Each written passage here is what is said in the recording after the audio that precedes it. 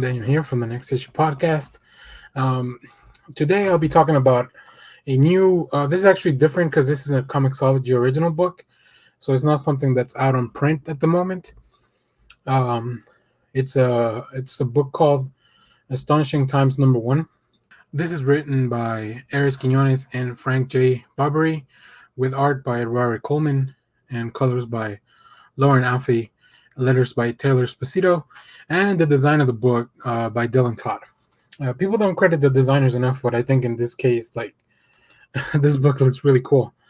I will preface this by saying, so if you Arris Quinones may or may not sound familiar, he's the host of the YouTube channel Varying Comics.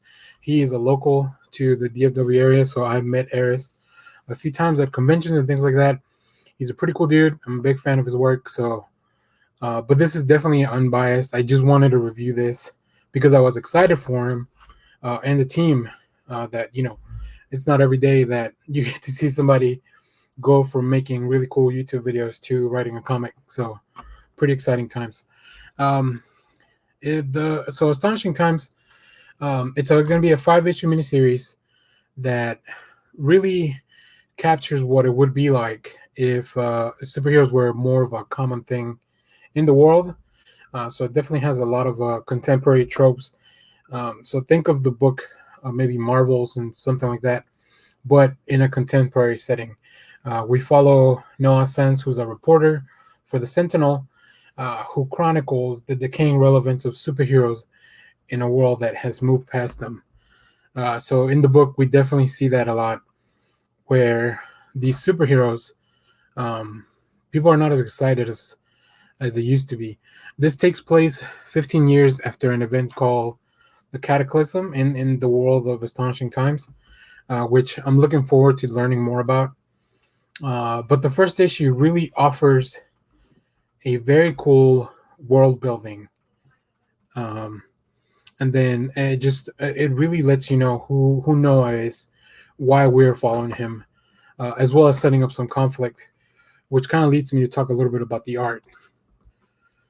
We kick off with this individual who's a cosplayer for a hero called Gold Rush in the world, who unfortunately meets a sudden end, we'll call it, and this is what kind of kicks off the story. But I really like the way the team captures this bright world. Like you can see the panels very interesting, like the real Gold Rush versus the individual who's kind of in its own costume, and then you see this mysterious figure, like all this setup. It's the little pacing like this that really helps tell an interesting story. Now this was, I read this in digital form because, like I said, it's a Comixology original, which is really cool because if you have Comixology Unlimited, you can borrow this book at no additional cost with your subscription. But if not, it's also only $2.99, which is a really good deal. But I would recommend you checking out the Comixology Unlimited deal. So another thing I really appreciate about the art is when we do follow Noah, and you get a little shout out to the Variant channel here, as Noah's reading this magazine or comic book. I love the way the subway feels like it's really moving. Like the narration's never in the way. So I think Esposito does a great job of placing these bubbles in a way that don't detract from the art. I've thought about, what it would be like to live in this world, and just the like I mentioned, the art really brings it to life. Even just going back to this cover, like the colors, the way it looks like a magazine, like an old serial. Yeah, like I just really, really like the graffiti in the back. The design of this whole book, it's super cool. As the story moves on, we meet more characters. So I'll pull up this last panel, where Noah is kind of brought into his call to action for the story. We meet this mysterious individual. I won't give away any more spoilers because I want you guys to check this out. But just know that it's probably somebody is going to be somebody important to the story. So yeah, this is a great first issue.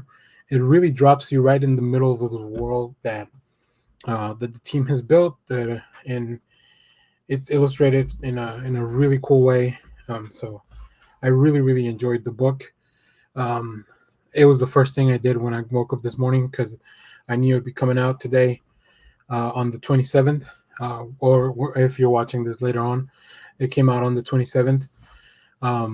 So yeah, I hope this is eventually printed and collected. I would definitely love to have this. And like I said, go check out Arris channel Variant. They do a lot of really cool superhero stuff.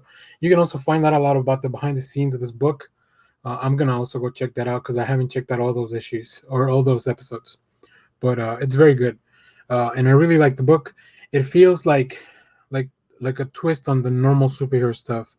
And as much as I love Marvel and DC and what they're doing, sometimes I want something a little bit different, and this gives me enough different and enough new stuff to get invested into a new book. So there you have it. So thanks everyone for watching. Remember to share, like, subscribe, leave me a comment. If you read the book, let me know your thoughts. Big shout out to Arris and the whole team for getting a comic book made. That's a pretty big deal. It's really cool. Maybe one day I'll get something done.